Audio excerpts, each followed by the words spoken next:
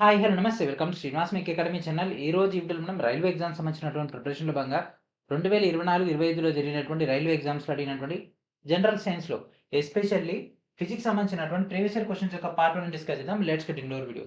So already మనం ప్రీవియస్గానే group D సంబంధించినటువంటి total content మొత్తం కూడా డిస్కస్ చేసుకున్నాం కదా. సో ఈ రోజు నుంచి మీకు 2024-25లో అడిగినటువంటి క్వశ్చన్స్ అన్ని కూడా మీకు ఇక్కడ ఒక ప్రాపర్ ఆర్డర్లో, దట్ మీన్స్ సబ్జెక్ట్ వైజ్గా, చాప్టర్ వైజ్గా, సబ్ టాపిక్ వైజ్గా కూడా మనం అయితే డిస్కషన్ అయితే చేయబోతున్నాం. సో దీంట్లో ఏ ఎగ్జామ్స్ వచ్చినాయి, వాటికి సంబంధించినటువంటి ఒక బ్రీఫ్ డేటా డిస్కస్ చేసుకుని క్వశ్చన్స్లోకి వెళ్ళిపోదాం. మరి ఇంకెందుకు ఆలస్యం, వెంటనే వీడియోలోకి వెళ్ళిపోదాం. వీడియోలోకి వెళ్ళిపోయి మీరేం చేయాలి, వెంటనే వీడియోని లైక్ చేసి ఛానల్ ఇంకా సబ్స్క్రైబ్ చేయకుండా వెంటనే సబ్స్క్రైబ్ చేయండి. So this is our new channel, Srinivas make academy channel. Okay. And అదేవిధంగా ఆల్రెడీ మనం గ్రూప్ డి సంబంధించినటువంటి వాల్యుబుల్ డేటా మొత్తాన్ని కూడా ఇవ్వడం జరిగింది కదా. Next one of the biggest exam అయినటువంటి ఎన్టీపీసీ సంబంధించినటువంటి general science last 10 years of from 2016 to 2025 October వరకు, అంటే ఎన్టీపీసీ గ్రాడ్యుయేట్ CBT2 ఎగ్జామ్ వరకు అడిగినటువంటి టోటల్ సైన్స్ క్వశ్చన్స్ అన్ని కూడా మీకు ఇక్కడ అందుబాటులో ఉండడం జరుగుతుంది. వీడియో డిస్క్రిప్షన్లో ఉన్నటువంటి ఫస్ట్ లింక్ నుంచి మీరు యొక్క టోటల్ డేటాని గ్యాదర్ చేసుకోండి. English medium and Telugu medium మీకు అయితే అందుబాటులో ఉంది. మరి ఇంకెందుకు ఆలస్యం, మీ యొక్క టోటల్ డేటాని బ్యాక్గ్రౌండ్లో ప్రిపేర్ అవుతుండండి. ఈ యొక్క కంటెంట్ అనేది మీ యొక్క గ్రూప్ డి ఎగ్జామ్కి యూజ్ అవుతుంది, తర్వాత ఎన్టీపీసీ ఎగ్జామ్ కూడా యూజ్ అవుతుంది. అండ్ దాంతోపాటు మనం ప్రీవియస్గానే ప్యూర్ మ్యాథ్స్ సంబంధించినటువంటి డేటా కూడా ఇవ్వడం జరిగింది. ఆ యొక్క డేటాను కూడా గ్యాదర్ చేసుకోండి. ఓకే. మరి ఒక 2024-25 సైకిల్లో ఎన్ని ఎగ్జామ్స్ అయినాయి, అవి ఏంటివి అనేది ఒకసారి చూద్దాం. ఆ తర్వాత డైరెక్ట్ క్వశ్చన్స్లోకి వెళ్ళిపోదాం. ఓకే. సో మనకి ఒక ఎగ్జామ్స్ కనుక తీసుకుంటే ఫస్ట్ ALP CBT1 2024 నవంబర్ 25 నుంచి నవంబర్ 29 వరకు. ఇక్కడ మీకు మొత్తం డేట్స్ అయితే అందుబాటులో ఉన్నాయి. క్రోనాలజీ ఇక్కడ అయితే ఇవ్వడం జరిగింది. ఈ యొక్క డేటాను మీరు ఒకసారి అబ్జర్వ్ చేస్తే సరిపోతుంది. సో ఏ ఎగ్జామ్స్ అని చెప్తా. సో నెక్స్ట్ వచ్చేసరికి RPF SI జరిగింది, ఆ తర్వాత RRBJE CBT1 జరిగింది, తర్వాత టెక్నీషియన్ గ్రేడ్ 1, తర్వాత technician grade 3, and next RPF constable జరిగింది 2025లో ఫస్ట్ ఎగ్జామ్.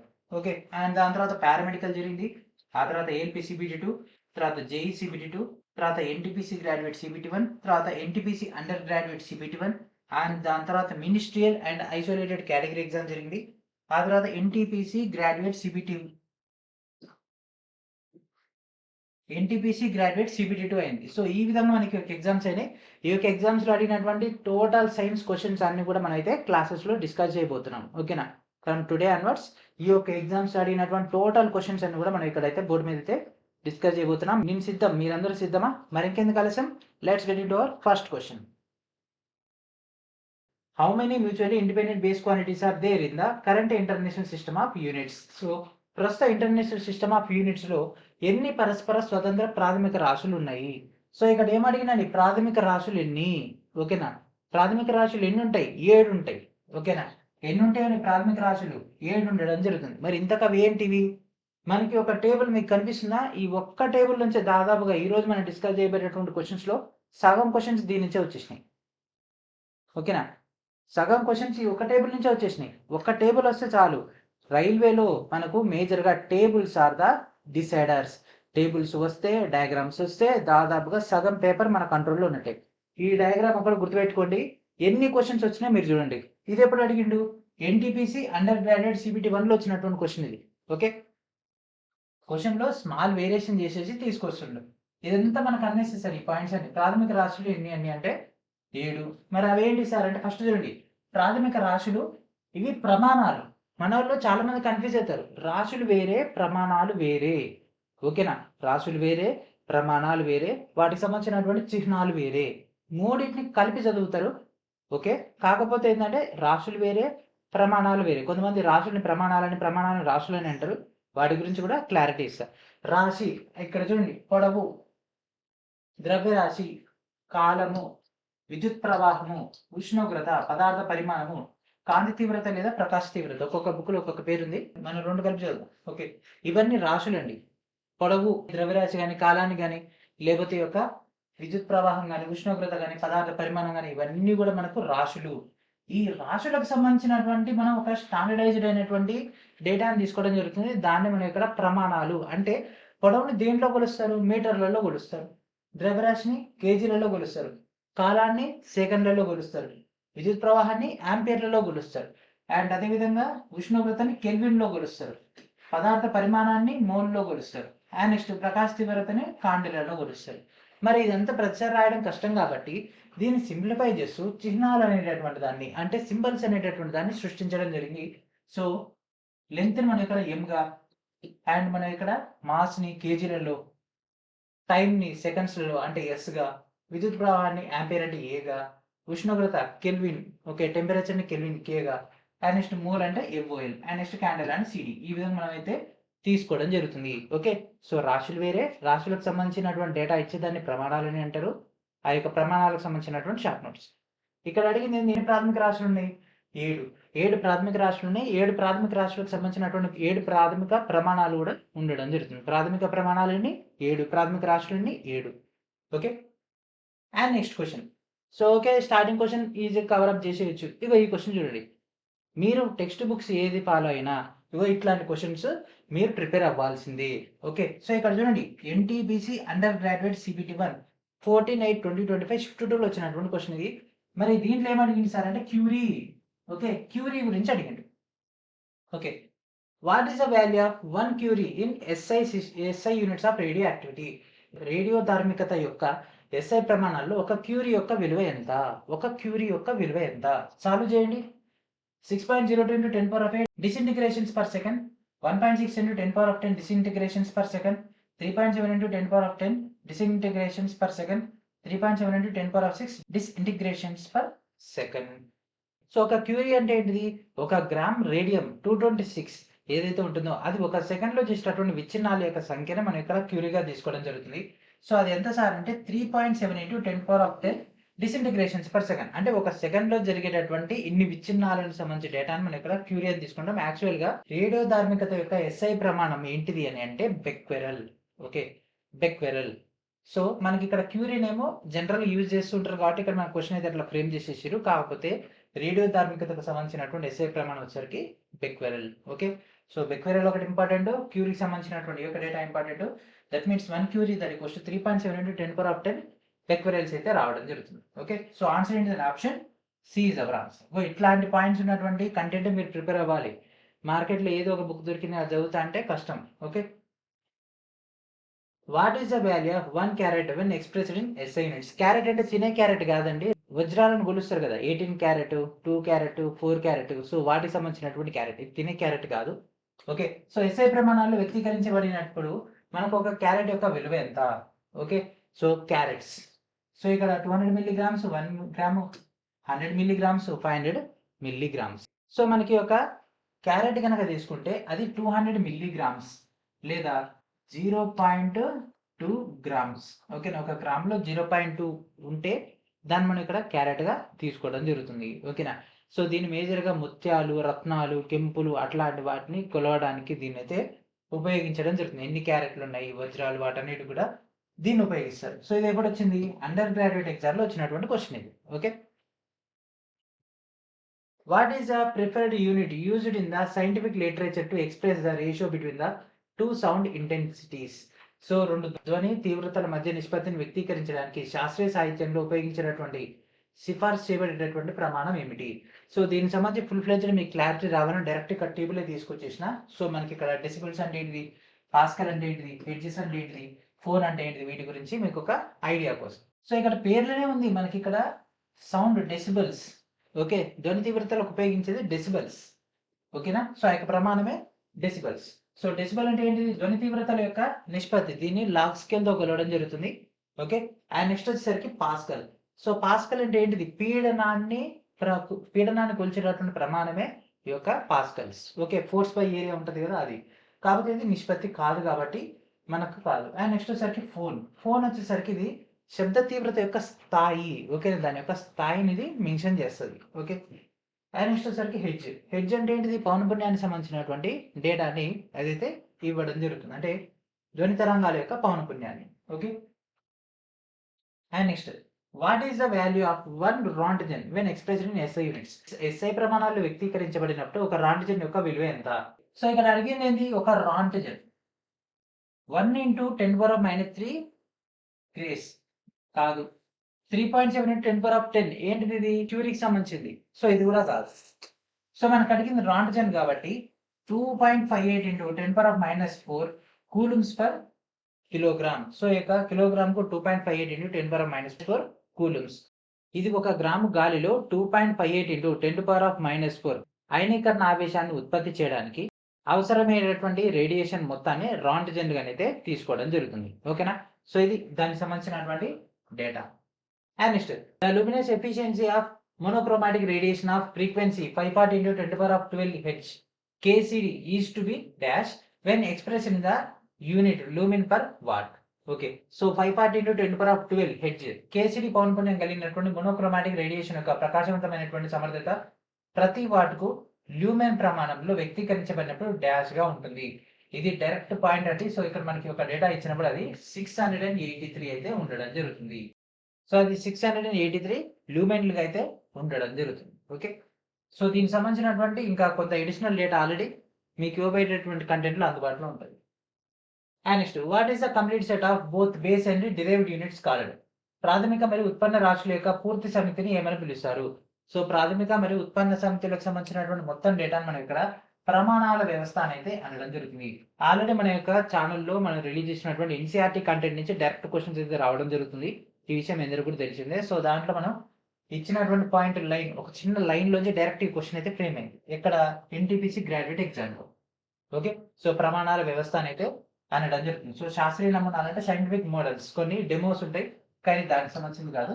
మెజర్మెంట్ సెట్ అంటే మనకు మెట్రాలజీ దాంట్లో ఉపయోగించడం జరుగుతుంది. ఇది కానీ దానికి సంబంధం లేదు. యూనివర్సల్ కాన్స్టెంట్ సిస్టమ్ అంటే ఇది కూడా దానికి సంబంధించింది కాదు. What is the SI unit of energy?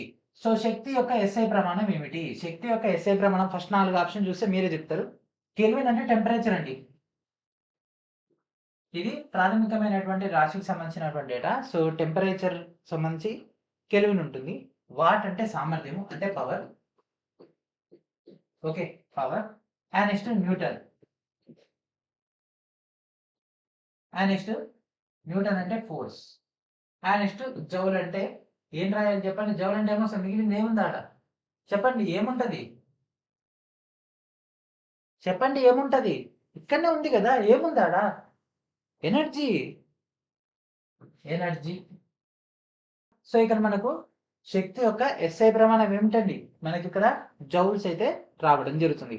So ఇక్కడ కెల్విన్ ఏమో టెంపరేచర్ లో, వాట్ ఏమో పవర్ కి సంబంధించింది, న్యూటన్ ఏమో ఫోర్స్ కి సంబంధించింది, అండ్ నెక్స్ట్ జౌల్స్ ఏమో ఎనర్జీ సంబంధించింది. And next, what are the units for base quantities called? ప్రాథమిక రాశుల కొరకు ప్రమాణాలను ఏమని పిలుస్తారు? సో ప్రాథమిక రాశుల కొరకు ప్రమాణాలను ఏమని పిలుస్తారంటే ప్రాథమిక ప్రమాణాలు లేదా మనకి యొక్క ఆధార ప్రమాణాలు, దట్ మీన్స్ ఫండమెంటల్ లేదా బేస్ యూనిట్స్ అనేది అనడం జరుగుతుంది. సో ఇవి కాన్స్టెంట్స్ కావండి. డిరైవ్డ్ అంటే ఉత్పన్న రాశులు. ఉత్పన్న రాశులు ప్రాథమిక రాశులు రెండు ఉండవు, ఏదో ఒకటే ఉంటది. కాబట్టి ఇది కూడా కాదు. సో స్టాండర్డ్ కాదు. సో ఫండమెంటల్ యూనిట్స్ అని అంటారు, లేకపోతే బేస్ యూనిట్స్ అని అయితే అనడం జరుగుతుంది. కాబట్టి ఆన్సర్ ఏంటి? Option B is our answer. So దీనికి సంబంధించినటువంటి total data. Which of the following is the SI unit for sound intensity? ధ్వని తీవ్రత కొరకు ఈ కింది వాటిలో ఏది ఎస్ఐ ప్రమాణము? మీటర్ పర్ సెకండ్ అంటే దేనికి సంబంధించింది? స్పీడ్ లేదా velocity. Okay. Watt per square metre. And next pascal. Pascals అంటే ఏంటిది? ప్రెజర్ కి సంబంధించింది. వాట్ అంటే పవర్ కి సంబంధించింది. సో ధ్వని తీవ్రతకు సంబంధించి మిగిలిన ఆప్షన్ ఏంటి? ఇది ఒకటే కదా, వాట్ పర్ స్క్వేర్ మీటర్ లేదా వాట్ పర్ మీటర్ స్క్వేర్. ధ్వని తీవ్రత అనేది ప్రమాణ వైశాల్యానికి ధ్వని తరంగాల ద్వారా తీసుకెళ్లేటటువంటి సామర్థ్యంగా నిర్వచించడం జరుగుతుంది. కాబట్టి సో ఇక్కడ మనకు వాట్ అనేది మనకు సామర్థ్యం కిందకి వస్తుంది, స్క్వేర్ మీటర్ అనేది మనకు ఆ యొక్క డేటా. ఏంటిది ఆ డేటా? ఆ యొక్క ప్రమాణ వైశాల్యానికి సంబంధించి. ఓకే. సో ఆన్సర్ ఇది option B is our answer. What is the unit of measurement for frequency? పౌనపున్యాన్ని కొలిచేటటువంటి ప్రమాణం ఏంటిది? 4 ఆప్షన్లు చెప్తా, మీరే ఆన్సర్ చేసేయండి. ఒకటి హెడ్జ్, ఇది పక్కకు పెడదాం. పాస్కల్స్ అంటే ప్రెజర్, ప్రెజర్ ని పాస్కల్ లో కొలుస్తారు. అండ్ నెక్స్ట్ జౌల్స్ అంటే ఎనర్జీని కొలవడం జరుగుతుంది. మిల్లీ సెకండ్ అంటే ఇది టైం కి సంబంధించింది. సో పౌనపున్యాన్ని దేనిలో కొలుస్తారండి? హెడ్జెస్ లో కొలవడం జరుగుతుంది. ఓకే. దేనిలో కొలుస్తారు? హెడ్జెస్ లో కొలవడం జరుగుతుంది. And next question, how many base units are given in the SI system? SI వ్యవస్థలో ఎన్ని ప్రాథమిక ప్రమాణాలు ఇవ్వబడ్డాయి? ఫస్ట్ క్వశ్చనే కదా, మళ్ళా వచ్చేసింది. కాకపోతే అక్కడ వచ్చిందేమో ఎన్టీపీసీలో, ఇక్కడ వచ్చిందేమో ఏఎల్పి సిబిటి 2లో. ఓకే. ఏఎల్పి సిబిటి 2లో వచ్చినటువంటి క్వశ్చన్ ఇది. సో ఎన్ని ప్రాథమిక ప్రమాణాలు ఇవ్వబడ్డాయి? ప్రాథమిక ప్రమాణాలు ఎన్ని ఉన్నాయండి మనకి ఇక్కడ? 1 2 3 4 5 6 7 ఎన్ని 7 option A is our answer. Okay. What is the value of 100 grams in SI units? SI units లో మనకు ఈ యొక్క 100 గ్రాములకు సంబంధించినటువంటి విలువ ఎంత? సో మనకు తెలుసు 1 KG that equals to 1000 grams. అవునా? 1 కేజీ 1000 గ్రామ్స్ అండి. మనకు కావాల్సింది 100 గ్రామ్స్ సంబంధించి డేటా అంటే క్రాస్ మల్టిప్లికేషన్ చేస్తే so 100 into 1 by 1000 that equals to 0.1 kg. అవునా? 0.1 kg. సో 0.1 kg ఎక్కడ ఉందో ఇక్కడ ఉంది. సో ఆన్సర్ ఏంటంటే option C is our answer. ఇంతే సింపుల్ క్వశ్చన్స్ ఇవి. ఎగ్జామ్ లో స్ట్రైక్ అవ్వవు అంతే. అదే ఇక్కడ నేర్చుకొని పోతే అయిపోయినట్టే. నెక్స్ట్ ఈ క్వశ్చన్ చూడండి, మళ్ళీ రిపీట్. ఓకే. ఇది వచ్చేసరికి ఏమో ఏఎల్పి సిబిడి 2 షిఫ్ట్ 1 లో వచ్చినటువంటి క్వశ్చన్. ఇది వచ్చేసరికి ఏమో ఏఎల్పి సిబిడి 2 సెకండ్ మీద షిఫ్ట్ 2 లో వచ్చినటువంటి క్వశ్చన్. ఓకే.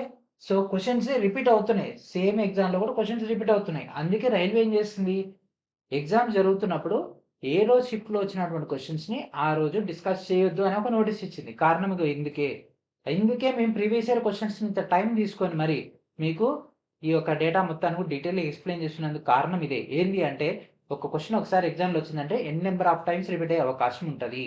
ఓకేనా? సేమ్ ఎగ్జామ్ లోనే జరిగినాయి 2-3 షిఫ్ట్లు, అందులో కూడా రిపీట్ చేసేసింది. సో అందుకే ప్రీవియస్ ఇయర్ క్వశ్చన్స్ అనేవి కీ రోల్ మెయింటైన్ చేస్తాయి. సగం పేపర్ ఇక్కడ నుంచే వస్తుంది, సగం పేపరే దీన్ని కొద్దిగా అటు ఇటు మాడిఫై చేసి ఇచ్చేస్తాడు అంతే. ఓకేనా? ఎస్ఐ వ్యవస్థలో ఎన్ని ప్రాథమిక ప్రమాణాలు ఉన్నాయండి? 7. సో ఆన్సర్ ఏంటి? Option B is our answer. Which of the following is not an SI unit? ఈ కింద వాటి లేదు ఎస్ఐ ప్రమాణం కాదు. ఎస్ఐ ప్రమాణం అనేది మనకు తెలవాలి అంటే ఫస్ట్ అసలు అది దేనికి ఏమేమి ఉందో తెలవాలి కదా. సో కిలోగ్రామ్ అంటే మాస్ అంటే ద్రవ్యరాశికి సంబంధించింది, మీటర్ అంటే లెంత్ కి సంబంధించింది, అంటే పొడవుకు సంబంధించింది, ద్రవ్యరాశి పొడవు. మరి మోల్ అనేది పదార్థ పరిమాణానికి సంబంధించింది. ఓకే. మరి అవర్ అనేది కాదు. ఓకేనా? మరి యాక్చువల్గా ఏముండాలి సార్? యాక్చువల్గా ఎస్ఐ ప్రమాణం అంటే సెకండ్స్ లో ఉంటది. సిజిఎస్, ఎంకేఎస్ అండ్ తర్వాత ఎఫ్పిఎస్ వాటన్నిటిలో కూడా సెకండ్ అనేది తీసుకుంటారు తప్ప వాటన్నిటితో పాటు ఎస్ఐ సిస్టంలో కూడా సెకండ్ అనేది ప్రామాణికం తప్ప అవర్ కానీ లేకపోతే 1 డే కానీ 1 మంత్ కానీ 1 ఇయర్ కానీ కన్సిడర్లోకి రాదు. సో మనకు సెకండ్ అనేది ఆన్సర్ అవుతుంది. ఇక్కడ అడిగి నేను ఏది కాదు అని అడిగింది కాబట్టి సో ఆన్సర్ ఇది option B is our answer. Okay. What is the SI unit for solid angle? ఘనకోణం యొక్క ఎస్ఐ ప్రమాణాలు ఏంటి? ఘనకోణాన్ని మనం స్టెరేడియన్ లో కొలవడం జరుగుతుంది. ఓకేనా? ఇది 3D. ఓకే. 3 డైమెన్షనల్ లో వీళ్ళు ఇక్కడ డేటా అనేది ఫైండ్ అవుట్ చేస్తారు. యాక్చువల్గా ఒక తలం తీసుకుంటే ఆ తలం పైన మనకు ఈ యొక్క కోణాలను కొలిచేటటువంటి డేటాని మనం ఇక్కడ రేడియన్ లో తీసుకుంటాం. అదే 3D అంటే స్పేస్ లో ఏదైతే ఆబ్జెక్ట్ ఉంటుందో దానికి సంబంధించినటువంటి ఫైండ్ అవుట్ చేయడానికి వీళ్ళు స్టెరేడియన్ ఉపయోగించడం జరుగుతుంది. ఘన కోణం అంటే క్యూబ్. ఓకే. క్యూబ్ కి సంబంధించింది.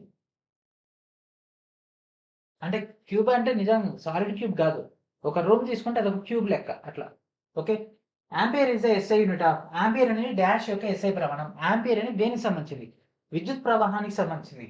ద్రవ్యరాశికి సంబంధించినటువంటిది ఏంటిదండి? కేజీ. విద్యుత్ సామర్థ్యం, విద్యుత్ పవర్. పవర్ని దేని నుంచి కొలుస్తారు? వాట్. అంటే వోల్టేజ్ ఇంటూ కరెంట్. మర్చిపోయారా? గ్రూప్ డి అప్పుడు అంతంత గంటలు మొత్తుకున్నా కదా క్లాసెస్ లో. మొత్తం చాలా క్వశ్చన్స్ లైట్, ఎలక్ట్రిసిటీ, మ్యాగ్నెటిజం ఆ 3 చాప్టర్ నుంచి అన్ని 800 క్వశ్చన్స్ దాకా వచ్చినాయి. ఓకే. నెక్స్ట్ విద్యుత్ ఆవేశం, విద్యుత్ సామర్థ్యం. విద్యుత్ ప్రవాహంలో ఇదే కదా ఎలక్ట్రిక్ కరెంట్. ఆవేశాన్ని కూలూమ్స్. ఓకే. సో ఆన్సర్ ఏంటి? Option D is our answer. Amperes అనేది విద్యుత్ కరెంట్ సంబంధించింది అంటే విద్యుత్ ప్రవాహానికి సంబంధించింది. Next question, which of the following is not a fundamental quantity in the SI system? ఈ కింద వాటిలో ఎస్ఐ వ్యవస్థలో ప్రాథమిక రాశి కానటువంటిది ఏంటిది? ఓకే. సో దీని గురించి మనకు రావాలంటే మళ్ళీ ఇదే టేబుల్ రావాలి. ఓకే.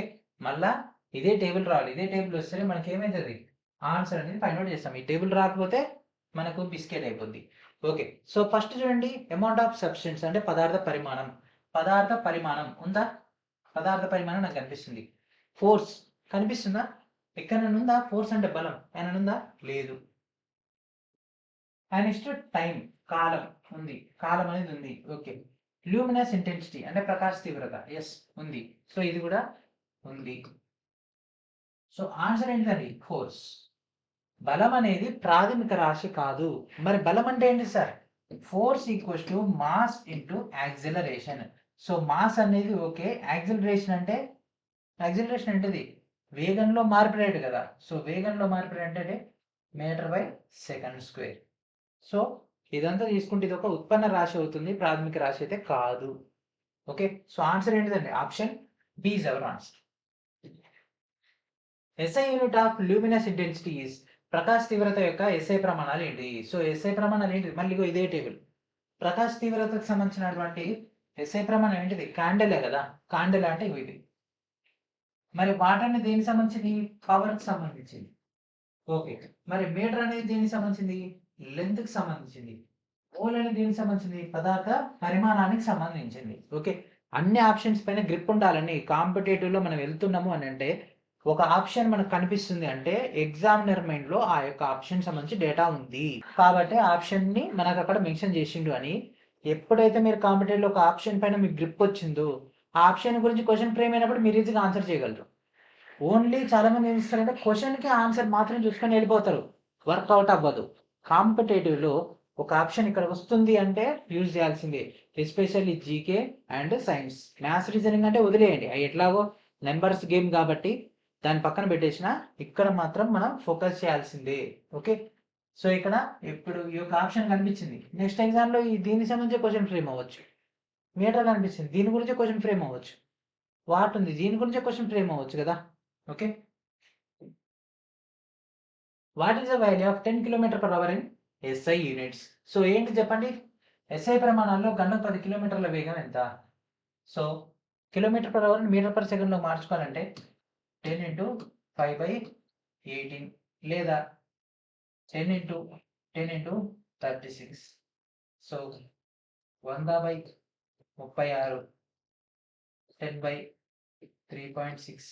సో ఇది మొత్తం సాల్వ్ చేస్తే మనకు 2 చేంజ్ వస్తుంది. 2 చేంజ్ అంటే ఇదే 2.78 అట్లా వస్తుంది. సో 2.7 అంటే అదే మనకు option B is our answer. Calculation రావాలి, చిన్న చిన్న క్యాలిక్యులేషన్స్ కూడా.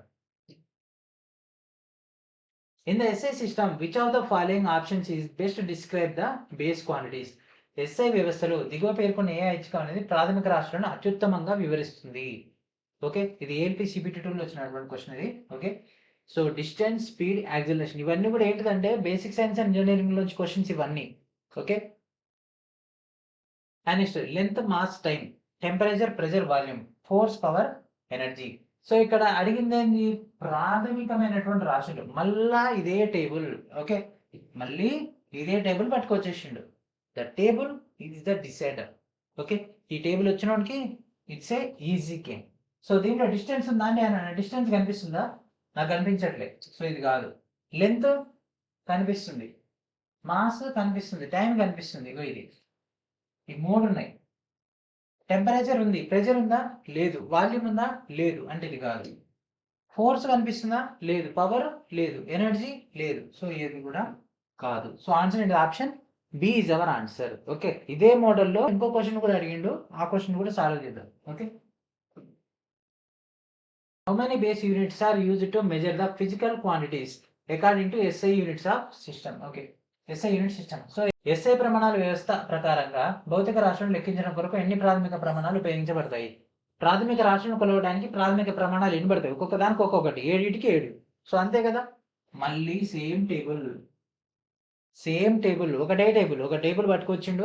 ఇక దీని నుంచి ఎన్ని క్వశ్చన్స్ తయారు చేయాలి, కథ కొట్టుకుంటా పోయిండు అంతే. మొత్తం వరుస పెట్టి కొట్టేసిండు మొత్తం. ఒక్కొక్కటి కాదు షేర్ ఖాన్, ఒకటేసారి 100 క్వశ్చన్లు చేసేస్తా, అన్ని ఎగ్జామ్లో పడేస్తా అని. ఓకే. ఈరోజు మొత్తం ఈ ఒక టేబుల్ గురించే డిస్కషన్. స్టార్టింగ్ వీడియో స్టార్టింగ్ అనుకున్నప్పుడు మీరేమనుకుంటారు, 2 క్వశ్చన్లు వచ్చి ఉంటాయి ఏముంది అని. మనం అన్ని క్వశ్చన్లు ఎనాలిసిస్ చేసి అది కూడా చాప్టర్ వైజ్ చేస్తే మోస్ట్లీ రిపీటెడ్ క్వశ్చన్సే ఉంటాయి. మనం ఇక్కడ ఏం చేస్తున్నాం అంటే మనం ఇక్కడ డిస్కస్ చేసుకోవాలి కాబట్టి అన్ని క్వశ్చన్ డిస్కస్ చేసుకుంటున్నాం, కానీ అదే మనం దీన్ని ఫిల్టర్ చేయాలంటే చాలా క్వశ్చన్స్ ఎగిరిపోతాయి ఇట్లా రిపీట్ అయినాయి. కాకపోతే మీకు ఒక వర్షన్ తెలుస్తుంది. క్వశ్చన్లో ఒక స్మాల్ వేరియేషన్ తోటి సేమ్ క్వశ్చన్ అడుగుతుంటాడు, స్మాల్ వేరియేషన్స్ తోటి. ఓకే. అది కనిపెట్టినాడు, మీరు వద్దన్నా మీకు గవర్నమెంట్ జాబ్ వస్తుంది, 100 తెచ్చుకోగలరు. రైల్వే ప్యాటర్న్ అర్థం కావాలంటే రైల్వే ప్రీవియస్ ఇయర్ క్వశ్చన్స్ పైన పర్ఫెక్ట్ గ్రిప్ ఉండాలి. ఆ గ్రిప్ రావాలంటే మన యొక్క వీడియోస్ చూడాలి. Okay. Which are the following units are used to measure only fundamental physical quantities? కేవలం ప్రాథమిక భౌతిక రాశులను లెక్కించడం కొరకు దిగువ పేర్కొన్న ఏ ప్రమాణాలు ఉపయోగపడతాయి? ఉత్పన్న ప్రమాణాలు, ప్రాథమిక లేదా ఉత్పన్న ప్రమాణాలు, ప్రాథమిక ప్రమాణాలు, ప్రాథమిక మరియు ఉత్పన్న ప్రమాణాలు. అడిగింది ఏందని ప్రాథమిక భౌతిక రాశులను కొలవాలంటే ఓకేనా, పొడవు ఉంది కావాలంటే ఏం కావాలి మనకు? మీటర్స్లో డేటా తీసుకుంటే సరిపోద్ది. కేజీలలో డేటా అవసరమా? క్యాండిల్ డేటా అవసరమా? చెప్పండి. మోల్స్లో డేటా అవసరమా? అవసరం లేదు. సో అప్పుడు ప్రాథమిక ప్రమాణాలు ఒకటి ఉంటే సరిపోతుంది. ఓకే, ఒకదానికి ఒకటి ఉంటే సరిపోదు అంతే. ఆన్సర్ ఏంటి? Option C is our answer. And next question, which are the following fundamental quantities are used to express any mechanical quantity? ఏదైనా యాంత్రిక పరిమాణాన్ని వ్యక్తీకరించడం కొరకు దిగువ పేర్కొన్న ఏ ప్రాథమిక రాశులను ఉపయోగిస్తారు? సో ప్రాథమిక రాశి కరెంటు పోయిందా? హుహు. సో సడన్‌గా మనకైతే పవర్ లాస్ అయితే అయిపోయింది కాబట్టి, ఈ వీడియోని ఇక్కడితోటి క్లోజ్ చేద్దాం. నెక్స్ట్ వీడియోలో మనం ఏం చేద్దాం? ఫుల్ ఫ్లెడ్జ్డ్‌గా రిమైనింగ్ క్వెషన్స్ అనేటివి కూడా కంటిన్యూ చేసేద్దాం. ఓకే. సో ఇప్పటివరకు ఇచ్చినటువంటి యొక్క కంటెంట్‌ని మల్టిపుల్ టైమ్స్ యూజ్ చేయండి. మీ యొక్క ఫ్రెండ్స్ అండ్ ఫ్యామిలీ మెంబర్స్ అందరికి కూడా షేర్ చేయండి. ఓకేనా? సో ఇది ఫ్రెండ్స్ ఈరోజు వీడియో. నెక్స్ట్ వీడియోలో మనం దీని యొక్క కంటిన్యూషన్ చేద్దాం. అండ్ అప్పటి వరకు ఈ యొక్క వీడియోని మల్టిపుల్ టైమ్స్ వాచ్ చేయండి. అండ్ ఆ వీడియో అప్డేట్‌ని అందరూ కూడా షేర్ చేయండి. And friends. Thank for watching.